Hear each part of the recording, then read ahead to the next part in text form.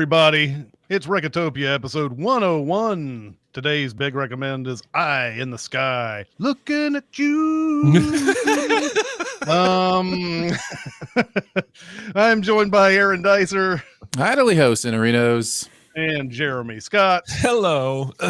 And once again, welcome, chat. Glad you've come out here on a Tuesday to watch us talk about movies and things of that nature. Do you guys have any small recommends? I do. I had a friend in college. Every time we played role-playing games like Dungeons and Dragons, he would play that Eye in the Sky song first, and we had to listen to the and then we would start. It was awesome. I happened to catch on Netflix with my wife a couple weeks ago Chicken Run: Dawn of the Nugget. This is an unexpected sequel to Chicken Run. If for some reason you are anti-Mel Gibson, know that he is not in this film. He has been replaced by Zachary Levi. I'm not sure if it was because he was Mel Gibson or it was just it's been 20 years. I don't know. But we've got Tandy Newton, Bella Ramsey, and that looks like all the names I really recognize. But this takes place after the first movie, obviously, and they have moved to this island on a lake where they live happily ever after, because apparently humans don't ever boat and go to the islands on a lake, which I would certainly do.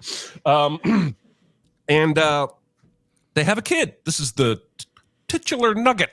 They have a child, and the child decides to go leave the island and explore the world, makes a friend, ends up in a chicken truck that's going to a chicken nugget producing facility, where they put collars on the chickens that make them really stupid, because chickens that don't have fear taste better.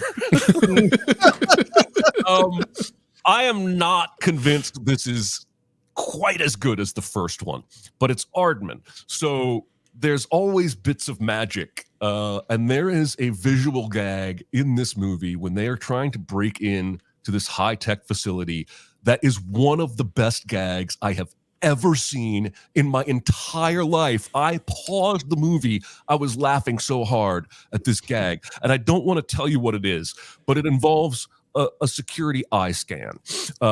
And I am shocked nobody has ever thought to do this gag before. It was so funny. It makes the whole movie for me. But I think there's plenty of other smiles and laughs here for you. If you enjoy Chicken Run, if you enjoy the Aardman stuff, I think you're going to have a really good time with Chicken Run: Dawn of the Nugget.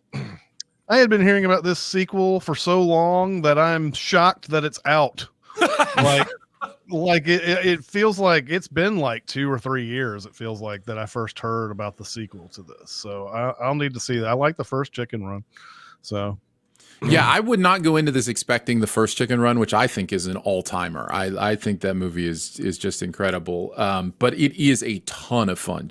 I back everything Jeremy said. This is a lot of fun, especially after the first 15, 20 minutes. Like, it takes a little bit of exposition and stuff to get going, and then it's just like it's a ton of fun. It reminded me weirdly of Muppets from Space. What is the Muppet Space one where Gonzo gets kidnapped and they have to go to this high-tech facility to rescue him? Anyway, Jeffrey Tambor's in.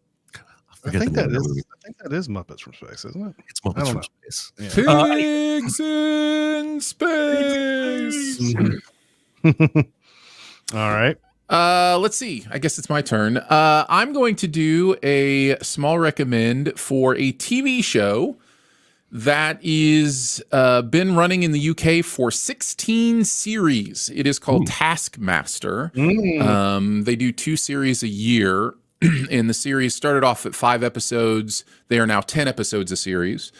This is Greg Davies, a great comedian from the UK, and Alex Holm is his co-host, and they make this show. Their banter, the way they play off of each other, and the fact that it's a British-style panel show, which we don't really have a lot of these that rise to prominence in America, where you basically just every season, it's a different set of comedians or funny celebrities or whatever that are just a part of the show. And because everybody on the show is so has such a great sense of humor, is so clever that like you just can't help but have these amazing, fun, hilarious moments that happen.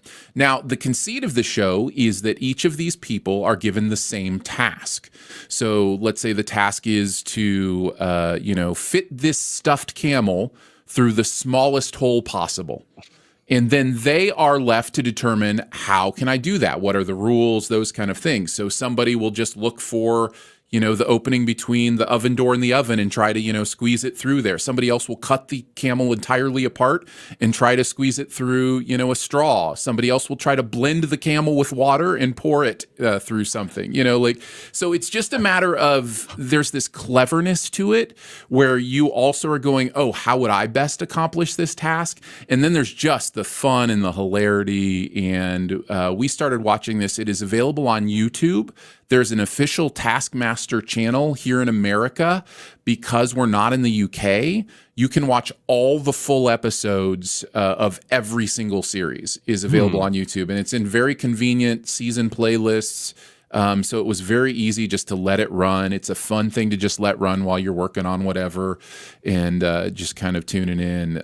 So we had a great time this past weekend. We watched the first 5 series of this show and just laughed and laughed and laughed and had a good time. So between that and that Only Connect show that I was talking about several months ago, I get the sense that this is all British television. It's all like all their shows are funny people commenting and being funny while doing mundane things. And they jump from show to show too. Like you'll see the same people on Taskmaster, and then they'll jump over to. What's wild is we had this with Hollywood Squares, but it just wasn't ever as consistently funny as this British stuff that I've seen, and it turned into.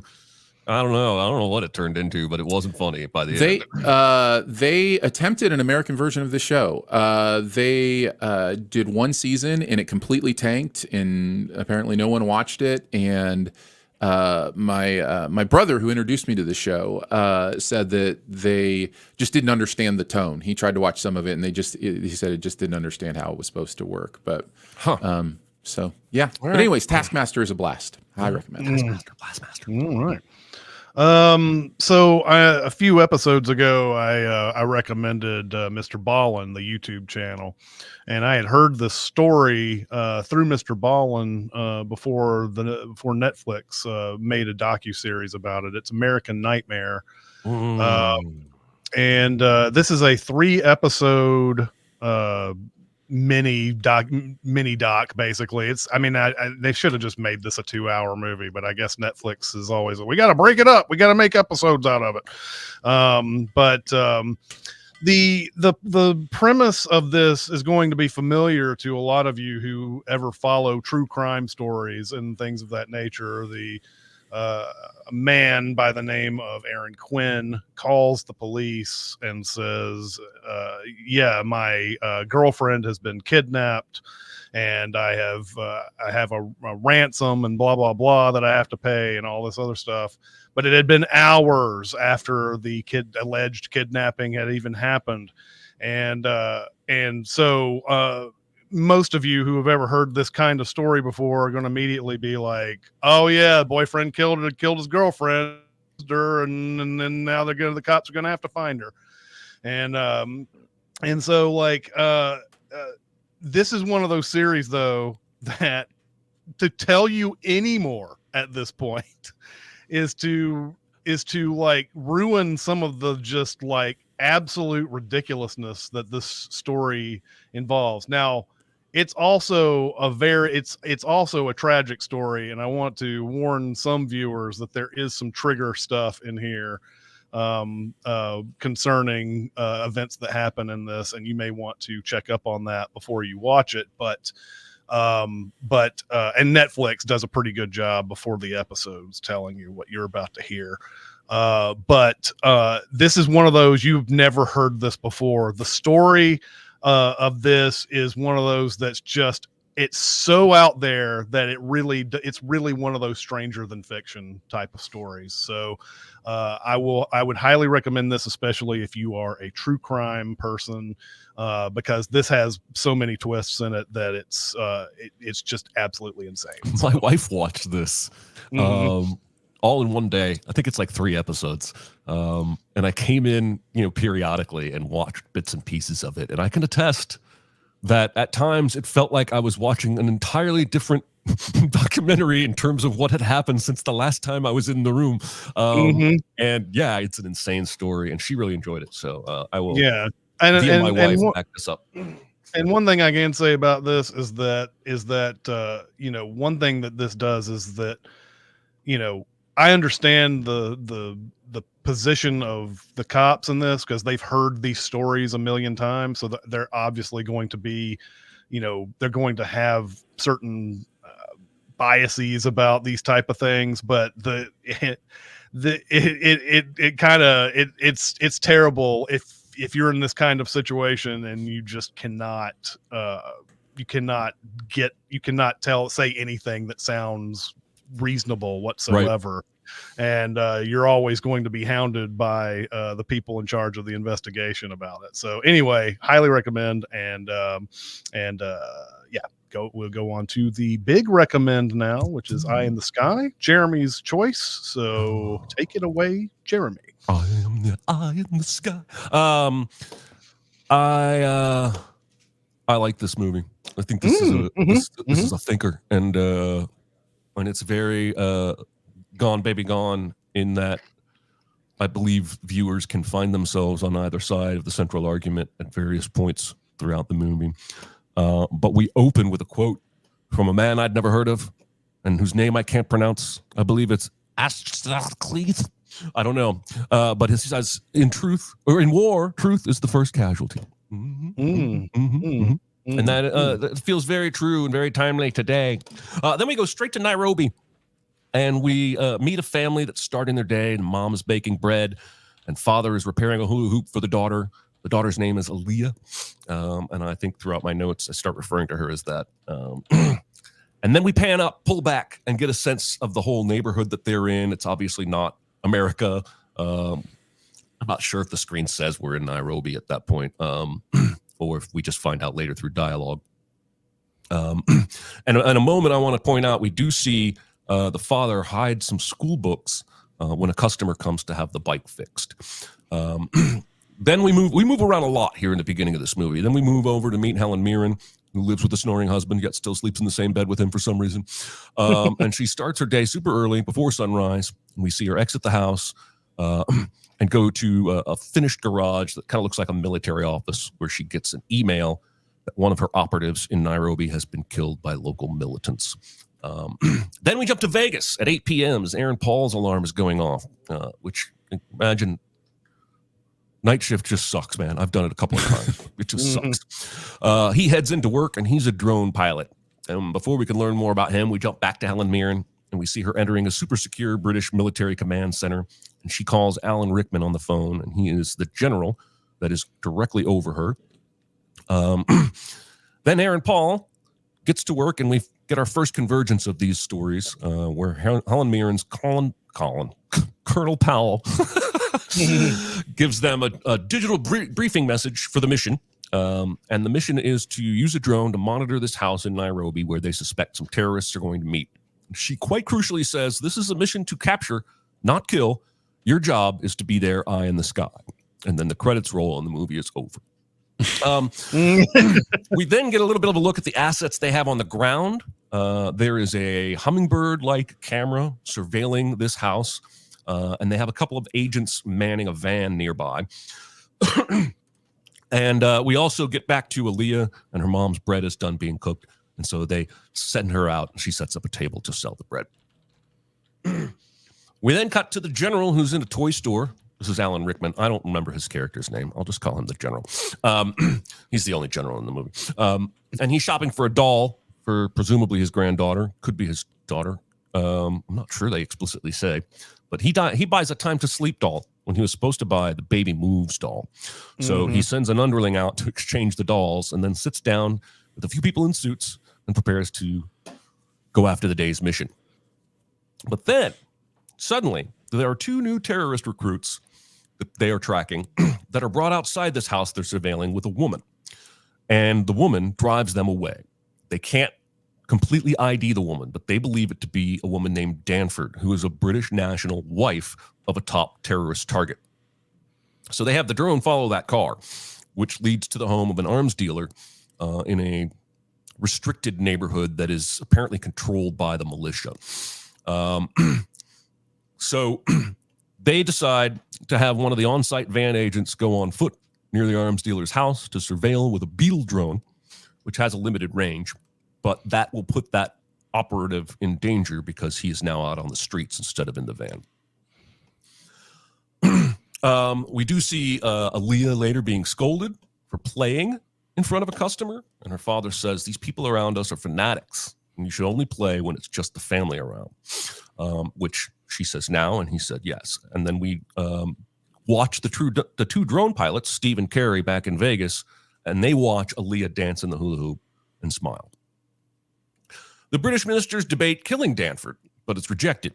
And they find out her husband is also in there and order the Beetle cam to check out the other rooms of the house.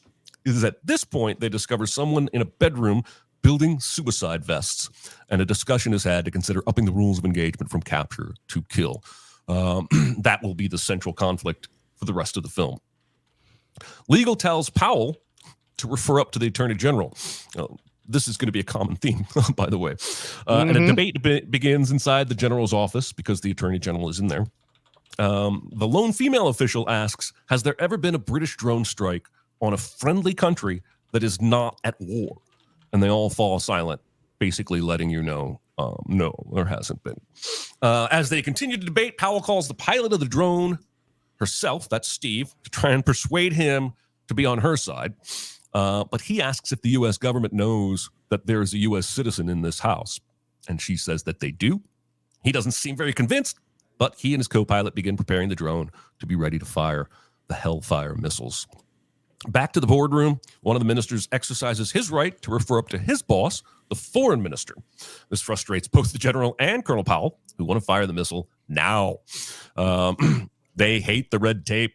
It takes a bit, but once they track down the Game of Thrones foreign minister guy, he won't say yes to the strike without the U.S. Secretary of State's authorization.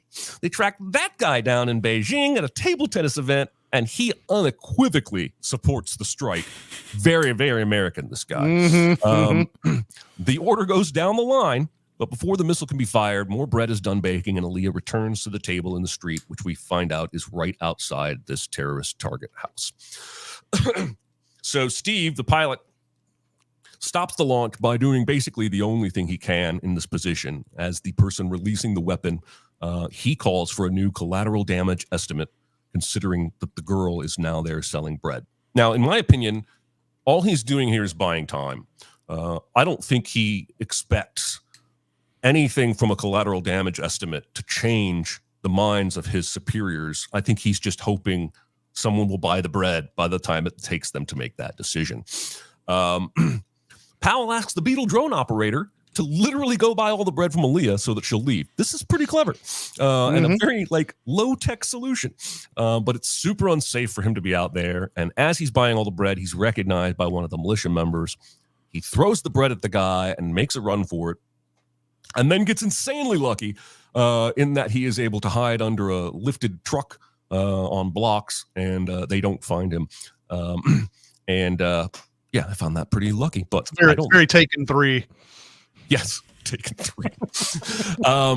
But the girl, Aaliyah, has picked up the bread and is going to sell all that again because she's super smart, yo. Like, she's going to make double on this bread. She already got his money. Anyway, this sets off a new bout of legal debates as to whether or not the mission is still legal. The British Attorney General says something to the effect of, this is actually a great line, it's one thing to fire the missile while the street is empty and hope that it remains that way until the missile hits. It's something else entirely to know this girl will at worst be fatally injured and at best be seriously injured. A lot more back and forth, and Sir Jorah of food poisoning punts and tells them that they need clearance from the Prime Minister. The Prime Minister says, do whatever you can to minimize casualties, which is essentially a bureaucrat's way of saying, I'm not taking the blame for any of this. Meanwhile, Colonel Powell asks for a recalculation of the collateral damage estimate if they were to target the missile to a different point of the house. And she basically steamrolls this underling guy into giving her a 45% casualty for the girl if they move the missile to the other side of the house. I don't think it's explicitly stated, but I got the impression that that's not true and that she basically said, hey, I'm your superior. Give me what I want. Yeah. It's pretty uncomfortable to watch. The Beetle drone guy comes out of hiding and still on the good team, gives some money to a kid kicking a ball and says, go buy this girl's bread a few blocks away. Buy it all and I'll give you all this money. And we intercut with Steve, the pilot, Carrie, the co-pilot, running down their checklist for missile launch. They see the boy run up, buy the bread and run off, but the girl doesn't make it away before the explosion. And she's seen lying in the street. She does move a little bit, but they have to move the camera to go ID the bodies of the terrorists to make sure that they killed them. One of them is still alive and moving. So they immediately decide to fire another missile. Aaliyah's father comes out and finds her, mother right behind him, and the second missile hits. Father picks up Aaliyah, begs an approaching militant vehicle, and the soldiers have a moment of compassion, remove the gun from the back of their vehicle, and put the girl and her parents in there and rush them to the hospital. Before the general leaves the boardroom, the lady minister scolds him for a disgraceful mission. And he snaps back with a nice little speech, essentially ending with never tell a soldier that he does not know the cost of war.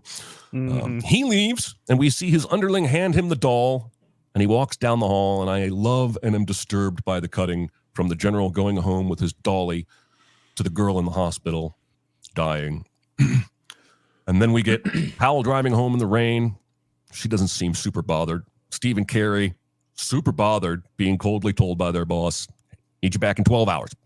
And then the closing credits, I think, reveal what the movie's main point is as we see Aaliyah dancing in slow motion with the hula hoop before the credits roll. The end, Eye in the Sky. If you watched a movie with Shia LaBeouf and Michelle Monaghan, you watched the wrong movie. What did you guys think of Eye in the Sky? Yes, I did. I was looking for Eagle Eye everywhere when you mentioned this. Okay, so yeah, I've been thinking about this movie for quite some time since I watched it. I think it was presented as a sort of trolley problem, but it's a different kind of trolley problem because instead of you knowing that there's 5 people on one track and 1 on the other track, there's sort of a cloudy haze where those 5 people are, and there is definitely 1 person on the one track. So I found myself for a while, and I don't know where I've ended up, but I was on the side of that woman inside the room with Jeremy Northam and Alan Rickman, who kept saying, no, you shouldn't do this because, you know, the collateral damage, the innocent lives that are going to be lost is not worth doing this. And of course, the argument being that the suicide bombers are going to do way more damage than we ever will. And I kept thinking about this, like, okay, so that is obviously a really difficult problem to work out. Like, do we, since we're going to kill this one innocent person or many innocent people trying to kill these 3 very bad people, or whatever, 5, I guess was total in that house. But, you know, they're going to kill so much more and whatever. Oh my God, man. I was like, the things that they have in this movie, I know that there's a tremendously complex political structure going on here, because we have Kenyan forces, we have Americans doing the drone, it's a British operation. Yep. They have to keep going to the higher ups and talking you know, and to lawyers and all this other stuff. There's all this red tape you got to go through to do this kind of thing. But as I was looking at all the technology they had in this movie, I was like, man, don't you have any way of doing this without killing innocent people? That's what I was sitting there thinking the whole time. And I understand that there's a big political reality here that they've set. But man, with all the stuff that I saw that they had under their command, I was like, this is just fucking evil to blow up a house with with innocent people around, just because you've been waiting 6 years to get these people and you're just like tired of it, basically, is what it's come down to. But you've had all this intelligence about the meeting itself and who's going to be there and all that. You can't find a better time to do. Now, Alan Rickman does his level best at the very end with that quote saying, "Do never tell a soldier the cost of war," and all that, and especially in the way he's so good, man. It could have been he could have been the most evilest person in this movie, and I've been like, yeah, you know what? You're right.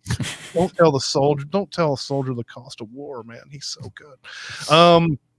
There was I really like this movie. I'm gonna say though, I nearly started laughing at how many times something would happen where it would change the course of things. And oh,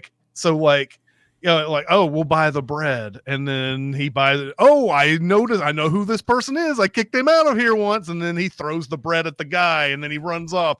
And then they're like, okay, well, that's cool. Well, at least the girl's not selling the bread anymore. And then she goes and gathers up the bread and puts it back on the table to double dip.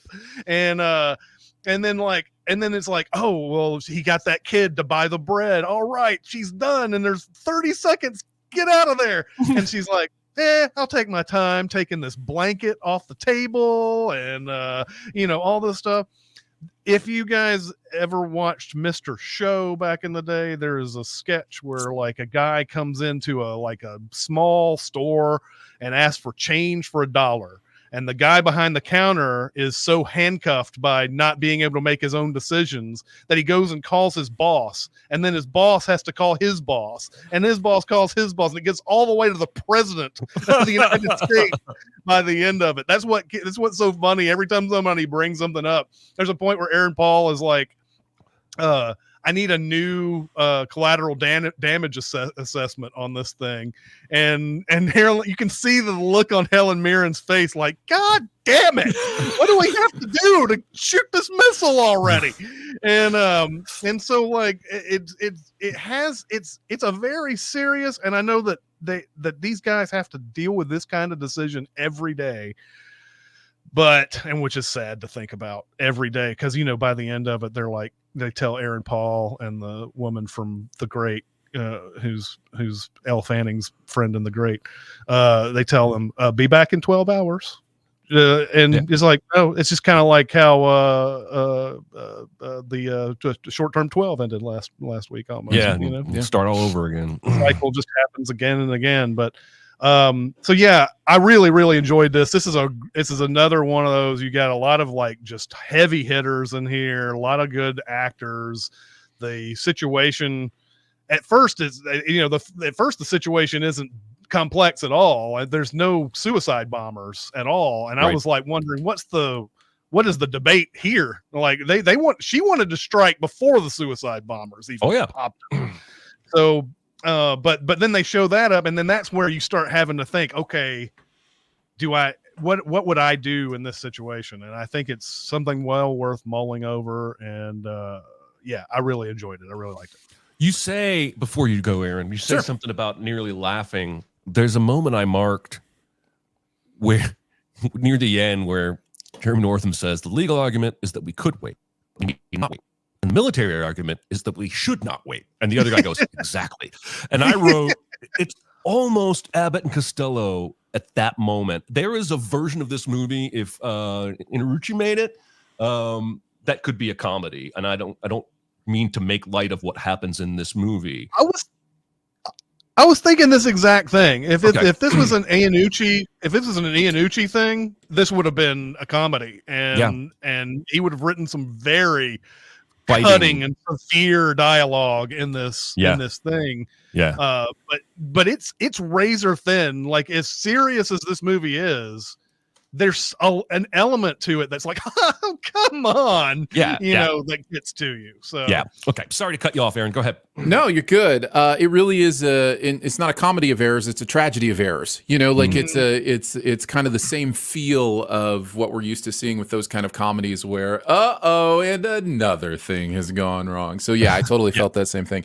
I love this movie. I think this is an extremely well-crafted movie, and I want to start there. There's, believe me, plenty I want to talk about with the philosophical stuff, with the conundrum stuff. I love that kind of discussion, but even beyond that, the technical nature of this movie is so cool for a few reasons. Number one, the juxtapositions this movie makes on a consistent basis are really, really smart. The movie starts with two different types of unawareness. One is a little girl dancing in a hula hoop in her own yard, completely oblivious and unaware that there is evil right around the corner and that a missile is coming, whatever.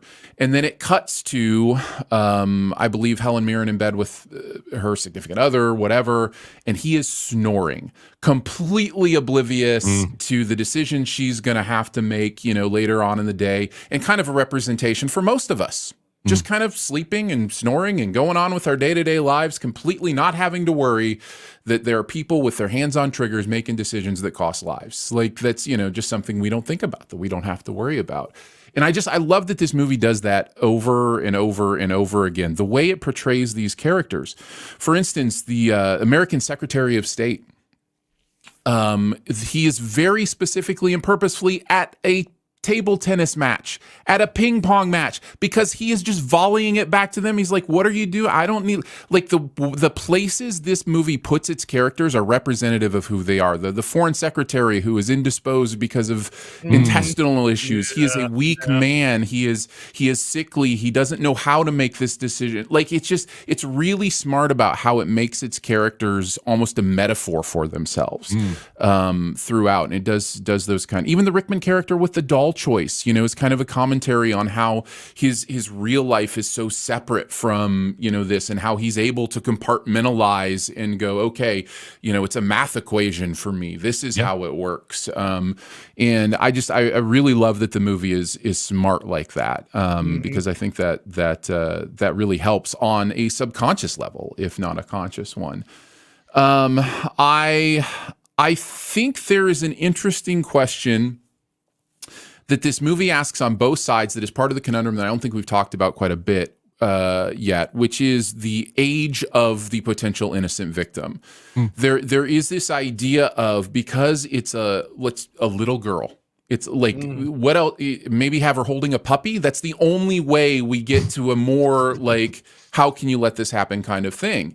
If that's a middle-aged man, are we feeling the same feelings? And how do we feel about the fact that we're not for the middle-aged man who is also innocent, unaware, and, how does our perspective change when we think of the cost of life? And by the way, sorry to interject. No, you're good. But this was a part of the movie that I was actually thinking about a lot. Was, we're worried about this one girl, and there's probably other children elsewhere that we're not even seeing in the frame. And then there's of course there's other people, other innocent people that are in there, and we're not worried about them whatsoever. And that's what I kept coming back to, and the going for the 45% damage assessment and everything. I was like, oh my God, guys, we're just deciding that these lives really don't matter whatsoever. So anyway, yeah.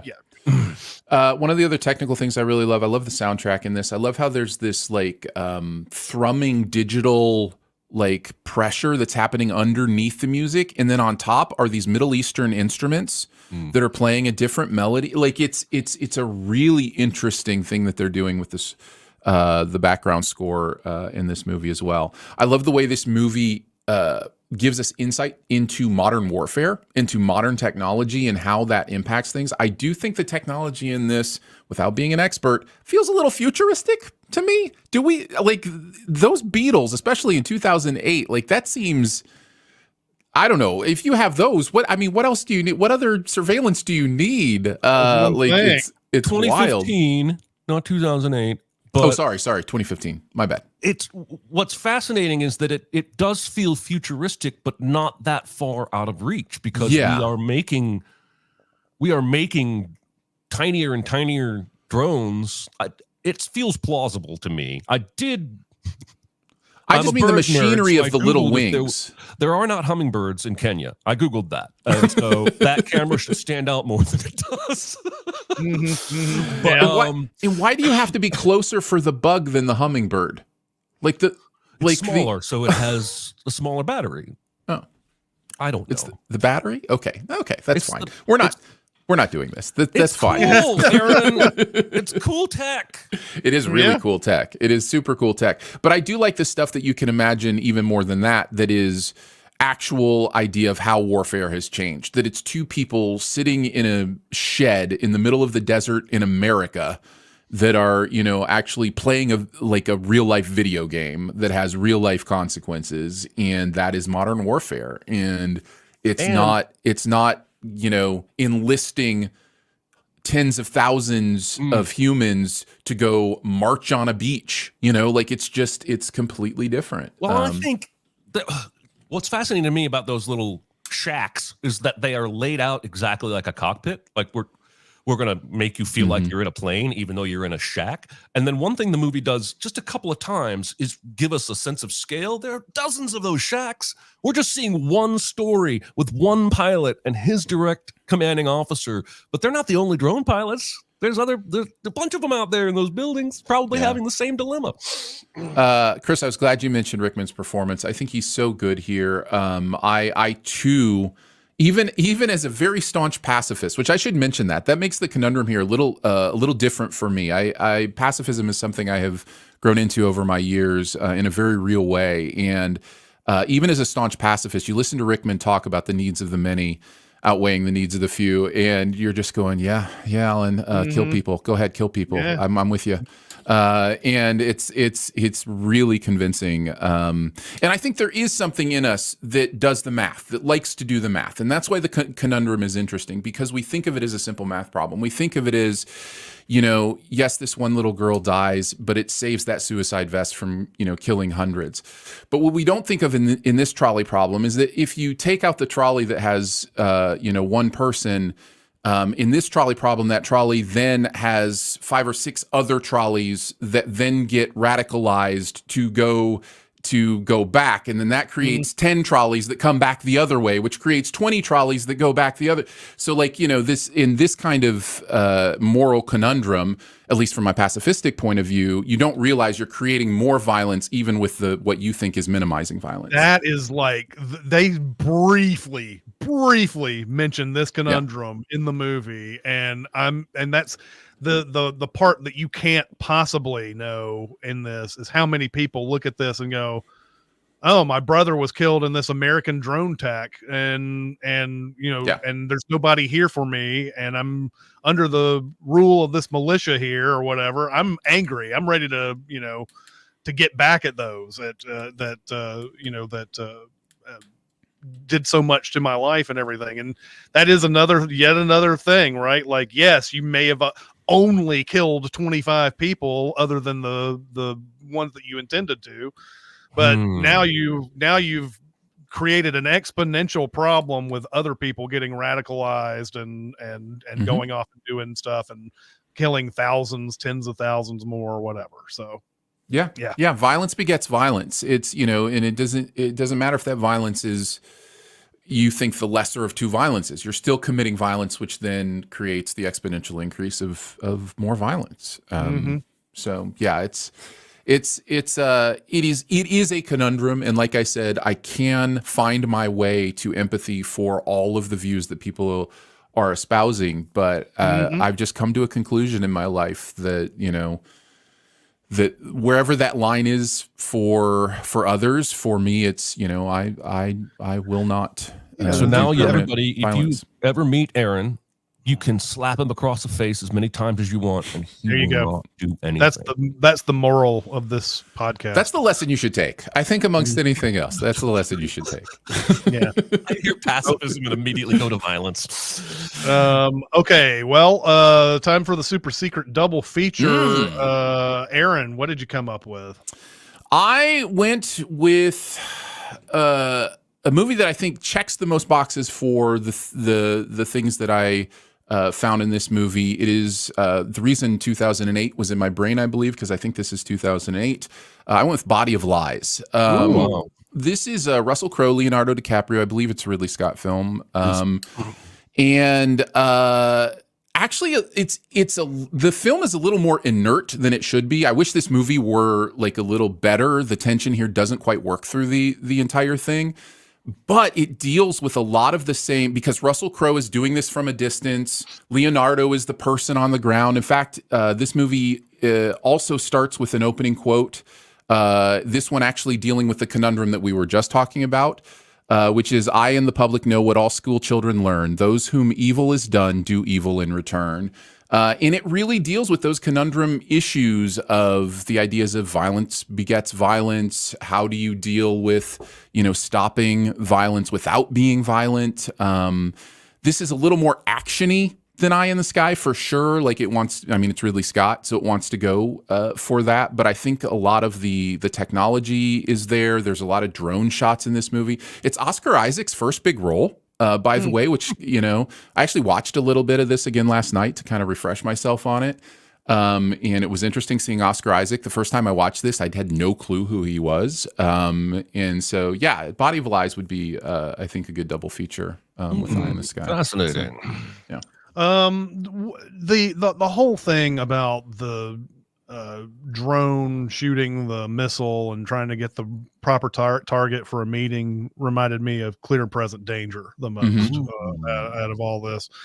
Now, Clear and Present Danger is not exactly like this. There's not a lot of decisions being made like this movie or anything, but the bombing of that house is a central part of that movie, and it's planning on a drug cartel meeting happening at this house. The missile gets shot, but there's nobody that they want to kill is in the house. They haven't arrived yet.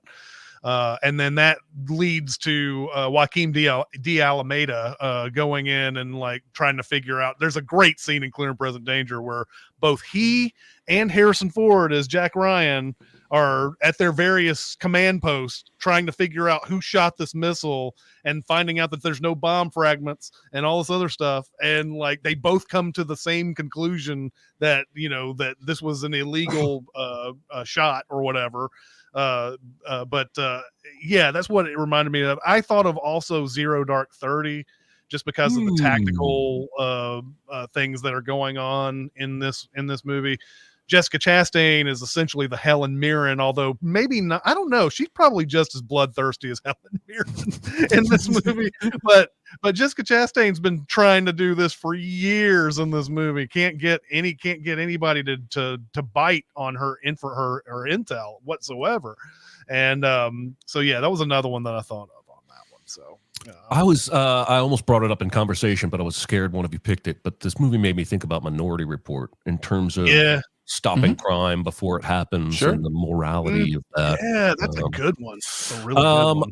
All right, next week's big recommend, I believe it falls to Chris this week. What you got for us? It does. Okay, boy. As I said, man, once this starts getting into like decades where I've actually watched a ton of movies, this is going to start getting harder and harder and harder. So I have, so now we're in the 1980s comedies. There are a lot of great comedies in the 1980s. There's also a lot of comedies that were inspired by Animal House, and of course they're just awful. There's a lot of beach comedies that came out during these years.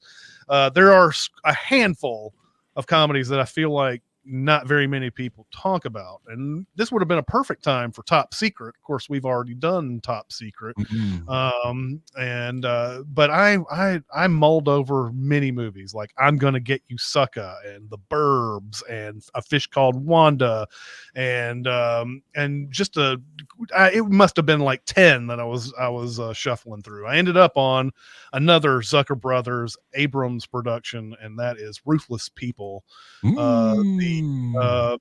This is probably their only like non-slapstick, non-parody movies that they ever made. And but I love this. This is one of those movies where I love the premise immediately. From the very beginning, Danny DeVito, we know that he hates his wife, wants to kill his wife, played by Bette Midler. And he's about to go and do the deed, but then two people kidnap her and tell him that if he doesn't pay like an extravagant ransom of some sort, that they're going to kill her, and if you contact the cops or the media, we're going to kill her. And the very next scene is a bunch of cops and media coming up to the door. And this is a ton of people in this movie. Judge, you have, I think it's Judge Reinhold. You have Judge Reinhold. You have Helen Slater, Supergirl, for a lot of you out there. You have Bill Pullman in his first role, I believe, is in this movie. So yeah, this is one where just like it's like every it's the plotting of it, the decisions that the characters have to make, and what people know and what they don't know turns into a nice farcical situation. And I think a lot of people will like it. Now, unfortunately, this is a movie that you can only rent from services, and I don't know if there's a free service anywhere that plays it in your area. But we've got you can go to the usual places, I believe, and rent it. All right, excellent. Ruthless People. I haven't seen this in 35 years. Yeah.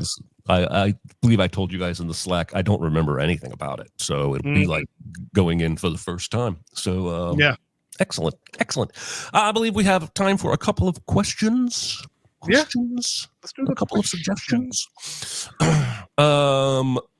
Movie you love. This is not a properly grammar phrased question. Movie you love with a score you hate, or movie you hate with a score you love?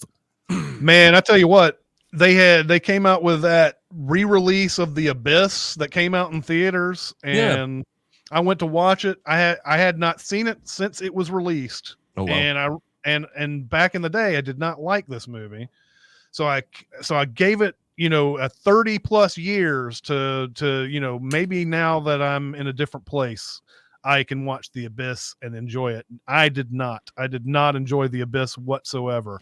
But I'll tell you what, the Alan Silvestri score that's in it is fucking awesome in it. And every time that I hear the score in that movie, I'm like, oh, I'm watching a really good movie. And I didn't like it. So that's going to be my answer. I like it. Aaron? That is a great answer. I have a movie that I despise. In fact, it may be the movie I hate the most of all movies ever made, and it has an amazing score. It is M. Night Shyamalan's The Last Airbender. The score to that movie is actually really, really good. But I despise that movie for many reasons. So it's my go-to answer for this question. Did Newton Howard do that one? I believe so. I was just trying to look it up to confirm, but yeah. Yeah. I don't have a good answer here, but I went with Sting 2, which I remember being terrible. I love the Sting. But I love ragtime music, and so they just kept that theme in the sequel. Like The Entertainer and all those songs from the Sting. I've never seen the Sting 2. Oh, it's bad. I've never seen it. It's bad. Yeah. Well, that's because you don't have any of the principles in it. Nobody returned. They just wrote a whole new story. Anyway, that was my answer. I think it's interesting that we all went the love route, didn't we? We loved the score, but hate the movie. We couldn't. Right. Colson gave us the option to answer in reverse, but I could not think of a movie I love with a bad score. Which I will say, just off the top of my head, the movie GoldenEye is really good, and the score is atrocious in that movie. They're trying to do some like electronic, like up to date kind of thing, and it's fucking bad, man. It's terrible. Oh, it's no good. I bet you could go back to a lot of 80s movies that are good, and the score is going to be that Casio keyboard. Yep. I've been watching a lot of movies in the late 80s, early 90s recently, and it was a thing. And you go back and it feels, the melodrama in the score just feels so real. And it's like, is this parody? I don't think they mean it to be parody. Yeah. So that's probably a good answer. It existed perfectly in just a very tiny window and then became parody of itself. Yeah. All right, let's do another one. You have the opportunity to show the entire world 2 movies, one for reasons of entertainment, one for enlightenment purposes. What movies are you choosing? Oh, mine are very, very basic. I mean, I'm going to show people Back to the Future for entertainment purposes. I don't know if there's one movie that just appeals to so many people like that movie does. It's got everything in it, comedy, action, great performances, all of that. I think it's the perfect kind of entertainment movie. For the enlightenment purposes, I'm going to show Schindler's List. I don't know if there's one of the more heartbreaking scenes in that movie is when they go in and raid the ghettos, and Ray Fiennes says that this community was responsible for all this amazing history and art and everything, and that ends here today, is what he says. That whole movie is heartbreaking, of course, but I think that one would be my enlightenment pick. I, like Chris, have chosen my favorite movie of all time for the entertainment one. Singing in the Rain is, I just think, a joyful, fun thing to watch from beginning to end, and translates to a lot of different people. So yeah, I would go with Singing in the Rain. The enlightenment purposes, maybe a surprise to some. I went with Soul. Pixar's Soul. I think the things this movie has to say about the value of life are deeper and more interesting than people give it credit for. There are some really, really deep and interesting philosophical meanderings going on in this movie under the guise of comedy and animation, and it doesn't surprise me. I could have gone with Inside Out for that matter. Like Pete Docter just does this, but Soul, I think can speak to that central core of what it means to value life. Why is life valuable? What does it mean? So, yeah. I want to entertain because I'm assuming we're going to the big screen, and I want to show people Untouchables. Yeah. Because even though I don't quote that as my favorite movie, it may be the most entertaining film I've ever seen. And then for enlightenment, I'm going back to my bullshit with Roma, because that movie made me think about my life different, and maybe it could do the same for somebody else. I don't know. Over in the chat, we have Todd Haynes, Wonderstruck, for both entertainment and enlightenment. I have not seen that movie, so I can't decide whether that's a good choice or not, but I'm going to assume that it is. Also, Castro says Everything Everywhere All at Once. That is a perfect choice. Yep, I have obviously seen that movie, and that does fit both. Nick says entertainment, Dungeons and Dragons, enlightenment, Zone of Interest. Yeah.